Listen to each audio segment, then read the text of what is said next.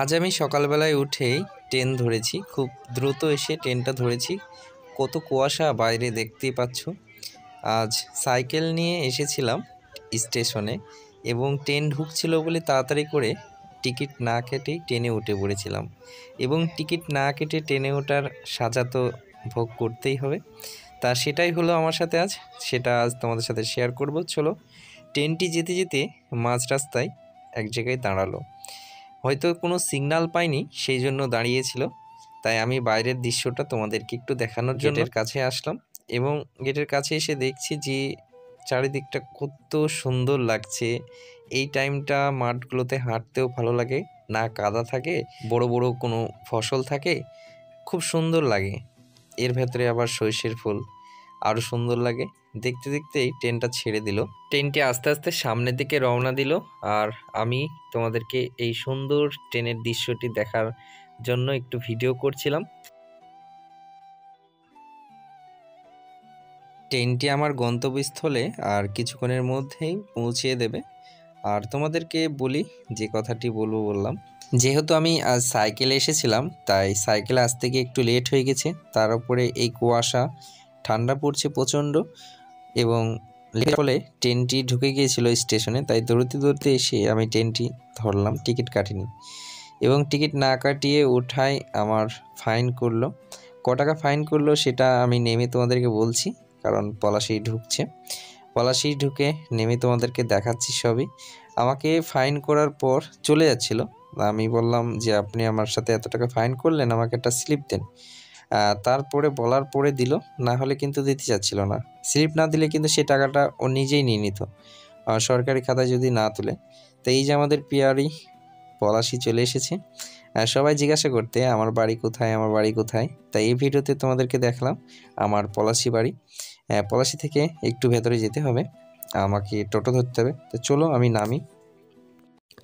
এই যে আমার যে ফাইন করেছিল সেই ফাইনের স্লিপটি, এখানে 100 টাকা লিখেছে। আমি পড়ে দেখেছি, তখন একটু নার্ভাসের মধ্যে ছিলাম। ইস্ট রেলওয়ে, এই ইস্ট রেলওয়ে থেকেই কিন্তু এই ফাইনটি করা হলো। আমার মানিপাশে মাত্র 10 টাকা রেখে বাকি টাকা করে সব নিয়ে নিয়েছে। মানিপাশে বেশি টাকাও ছিল না, 150 থেকে 200 টাকা ছিল। স্টুডেন্ট বলে বলে একটু রেহাই পেয়েছি, না হলে কিন্তু 300-400 টাকা ফাইন করছিল। এই টোটোয় করে যেতে হবে বলে 10 টাকাটাকে রিকোয়েস্ট করে নেওয়া হয়েছে এবং 10 টাকা রেখে বাকি কটা সব নিয়েছে। আমার একটা ছেঁড়া টাকা ছিল, সেটাও নিয়ে নিয়েছে। অনেক দিন থেকে আমার মানিপাশে পড়েছিল। যাই হোক, খারাপ লাগলো যে আমাদের মতো ছেলেদের কাছেই নিতে হলো। এ রাজ্যে বা এ দেশে তো 2 নম্বরই অনেক জায়গায় হচ্ছে, অনেক বড় বড় 2 নম্বরই হচ্ছে। তাদের কাছে কি ডিউটিগুলো ভালো করে করলে ভালো হতো। যাই হোক, অবশেষে বাড়ি থেকে এটিএমে আসলাম। এটিএমে এসে কিছু টাকা তুললাম, কিন্তু এটিএমে কিছু সীমিত টাকা, বেশি তোলা যায় না। সেই জন্য আবার ব্যাংকে আসলাম। স্টেট ব্যাংকের শাখা এটা, এখানে থেকে কিছু টাকা তুলব। তা টাকা তুলে আমাকে এটা সই করতে হলো, কারণ এখানে আমার সেই স্টুডেন্ট কার্ড দিয়ে তুললাম। আর এখানে আমি টাকা তুলে আমার হাতে যা নোট ধরে দিয়েছে না, আমি কি বলবো। যতই হোক, আমি যে জিনিসই যেখান থেকেই টাকা নিই আমি একটু গুনে নিয়ে যাওয়ার চেষ্টা করি, তাই গুনে নিয়ে যেতে হবে আমাকে।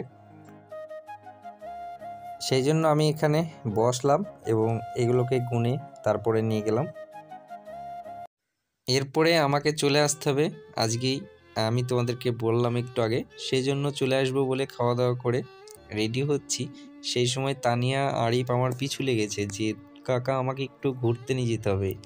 সেই জন্য এদেরকে দুজনকে বাইকের পেছনে করে নিয়ে আসলাম আমাদের এই যে গ্রামে যে ধাবাটি হয়েছে বা ব্লু কাপ, সেখানে নিয়ে আসলাম এবং এগুলোকে একটু ঘুরিয়ে ঘুরিয়ে দেখালাম। এখানেই এরা এগুলো দেখে সন্তুষ্ট হয়ে গেল। এরা খাওয়া দাওয়ার পেছনে অতটা লোভ নেই, এদেরকে দোকানে কিছু কিনে দিলেই হয়ে যাবে। তা চলো এদেরকে একটু ঘুরিয়ে নিয়ে এগুলো। আমরা যেহেতু খাবার খেয়ে আসলাম আর এখানকার জিনিসের প্রচণ্ড দাম নিচ্ছে শুনছি, তাই আমরা এদিকে তো আর যাবোই না। একটু দেখলাম এবং তোমাদেরকেও একটু শেয়ার করি। জায়গাটা খুব সুন্দর করেছে কিন্তু।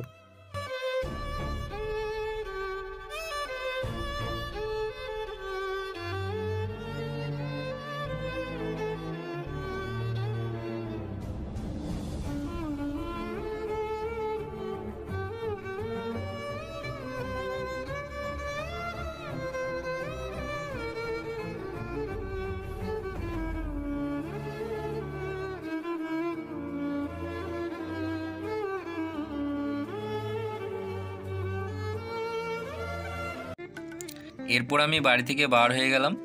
বাড়ি থেকে দুটো জিনিস নিয়েছি জল গরম করার জন্য, কারণ প্রচণ্ড ঠান্ডা পড়ছে। সেই ঠান্ডায় জল গরম করে নেওয়ার জন্য এই যে একটা তোমার গ্লাস আর এটা নিয়েছি জল গরম করার জন্য। এবং যে ভুলটা আসার সময় করেছি সেটা যেন না হয়, সেই জন্য প্রথমেই টিকিটটা আগে কাটবো। টিকিট কেটে হাতে টাইম নিয়ে তবে এসেছি। টিকিট কেটে আমি স্টেশনের দিকে গেলাম। মাত্র 10 টাকা টিকিট। এই টিকিটের জন্য আমাকে কত টাকা গচ্চা দিতে হলো আসার সময়। এবং আমি স্টেশনের ভেতরে উঠে বললাম আমাকে 2 নম্বর প্ল্যাটফর্মে যেতে হবে। 2 নম্বর প্ল্যাটফর্ম থেকে আমাকে লালগোলার ট্রেন ধরতে হবে। তা চলো আমি যাই ওইদিকে এবং তোমাদের সাথে গিয়ে দেখা হচ্ছে একবারে বহরমপুর স্টেশনে। বহরমপুর স্টেশনে এসে সাইকেলটা গ্যারেজ থেকে বার করে আমি আবার রুমের দিকে যাচ্ছি। আমি তোমাদের বলেছিলাম যে সাইকেল নিয়ে এসেছিলাম, সাইকেল নিয়ে আসতে একটু লেট হয়ে গেছিলো। পুলিশের গাড়ি ঘোরাঘুরি করছে, সন্ধ্যা লেগে গেছে। সন্ধ্যা না মানে হচ্ছে আর কি, 5টা বেজে গেছে তোমার।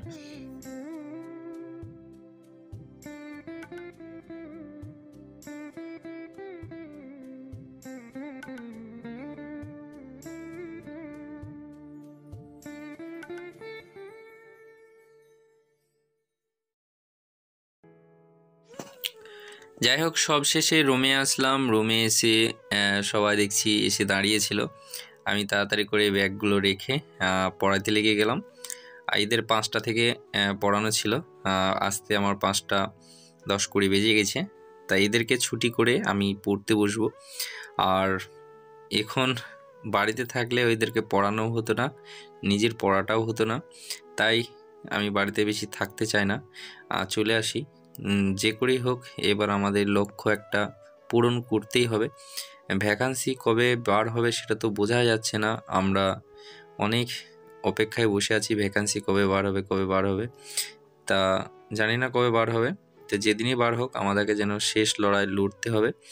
হ্যাঁ, তা চলো তোমরা দেখতে থাকো। আর তোমাদের একটা কথা, যে তোমরা অনেক ভালোবাসা দিচ্ছ, এটা তো আমার অনেক ভালো লাগে। তা তোমরা একটা কমেন্ট করবে যে কোন টপিকের ওপর ভিডিও করলে ভালো হয়। আমি তো একটা টপিক চুজ করেছি, সেই টপিকের ওপর ভিডিও খুব তাড়াতাড়ি নিয়ে আসবো এবং তোমাদের খুব হেল্পফুল হবে ভিডিওটা, আশা করছি। আর 2-1 জনের মনে প্রশ্ন থাকে যে পড়া বাদ দিয়ে ভিডিও করার টাইম কোথায় পায়। দেখো, আমি যখন লকডাউন ছিল তখন এডিটিং বা ভিডিওর এই জিনিসগুলো আমি শিখিয়েছিলাম।